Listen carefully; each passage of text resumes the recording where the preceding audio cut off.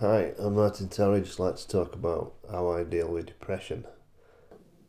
It's as if you've got a dark cloud over you all the time, and sometimes there's sunshine coming through it, and that's how you can describe it. But as soon as the sunshine is there, it's gone again.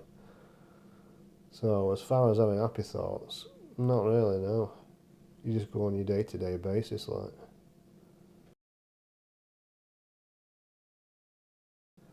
I think I've had it for a lot longer than what I thought I had.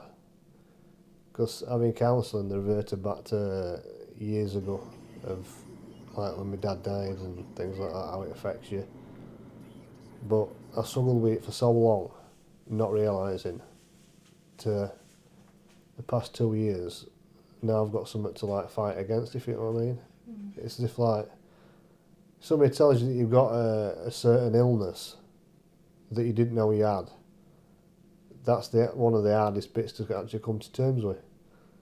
Actually knowing that you've actually got something which I'm glad in one respect, because at the end of the day, when there's something going wrong and you're trying to commit suicide and having suicidal thoughts and not wanting to be here, you think, well, what's the matter? And then when somebody tells you what it is, then it's a bit of a relief, as if like there is something up. You had a big thing not so long back with Robin Williams when he had it, and you saw what happened to him. I mean, everybody everybody knew that person. He'd made everybody laugh in his films. So, for me, you should see what's behind the mask. He's making people laugh. You just think he's just a nice, genuine bloke that just likes to have a laugh and a joke, which is what I was, and which some people will still see that part. But it's what's behind the mask, and without people being aware of what depression actually does to you, and it can kill you. No two ways about it. And I've been so close myself several times, and it's an horrible illness that can cause illness to not just yourself, to a lot of people. Yeah. Oh, you're pulling it, stupid. Come on. I'm trying to work it out. It's gonna. That's not normal. Shit. I've pulled rug and carpet and settee.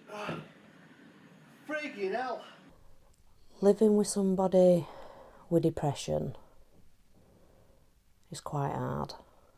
You never know what mood they're going to be in. It's just so hard to explain. It is just so difficult. What you did yesterday, which might have helped that person, today might be the total opposite. As a family, we do talk, and I do think that is a big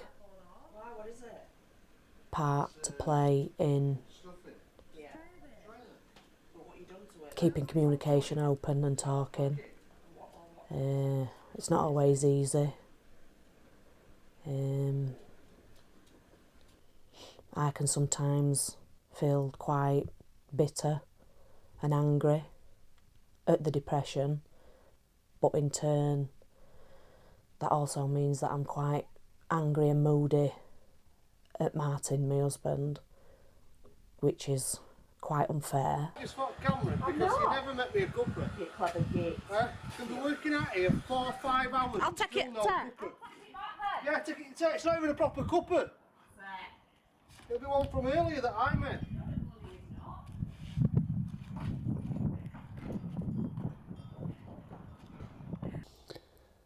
I find that hard because I don't really want to explain to people that what I've got or what I'm struggling with. I sort of keep it to myself, which I find is a good thing sometimes. Sometimes it isn't. Medication wise, I've took loads of different medication. I finally found one that's balanced me out a little bit. when I changed the medication, went from one to another, I just went psychotic. Or just anybody or anything I lashed out at. Which looking back, I can't really remember most of it. I don't know why. It just seems to dull your brain or dull whatever. Side effects are just sometimes have no feeling at all, which is hard because like when people are upset and crying and stuff, I don't seem to feel that. It's just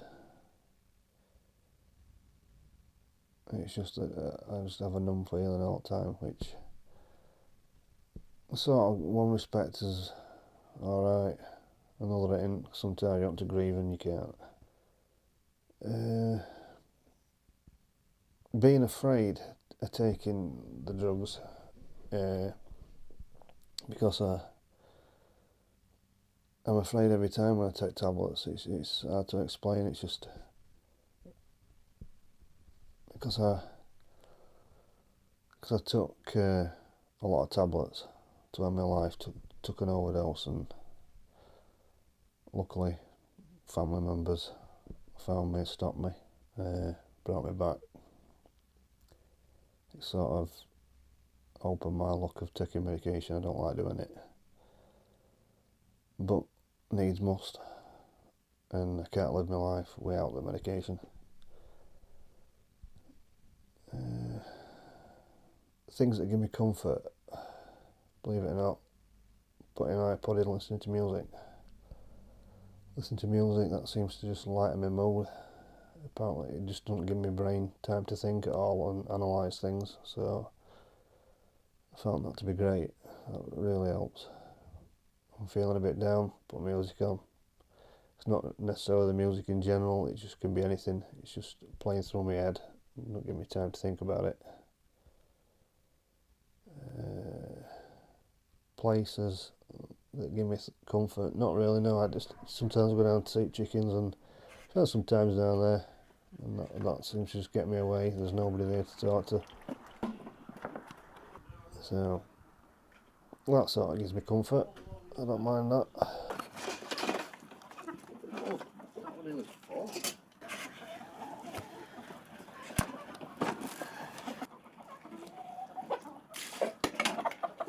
It is as well.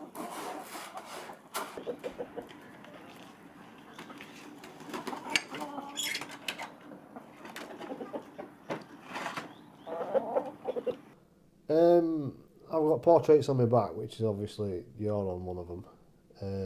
My family's on them, which a big part of my life is my family.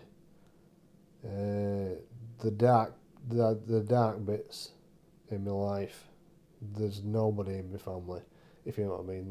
Nobody seemed to really care about. But as far as tattoos go, the ones on my hands, not the ones on my fingers, the actual ones on the top of my hands, which are those ones. That's because when my last breakdown that I had, I used to self-harm, just to. I don't know why. The more pain that I give myself, the better I felt, and it's an horrible place to be at. So what I used to do is I used to scratch my hands like that, not even knowing I was doing it, and I scarred all my hands pretty bad on both hands. So as like a marker, I have them covered, which means those scars aren't there anymore. So that's progressing in life, really. Right? I mean, for me, my wife, which is obviously your mum, my partner, didn't even see what were happening to me, and that's my closest friend. Didn't see what was happening to me until it was just about too late.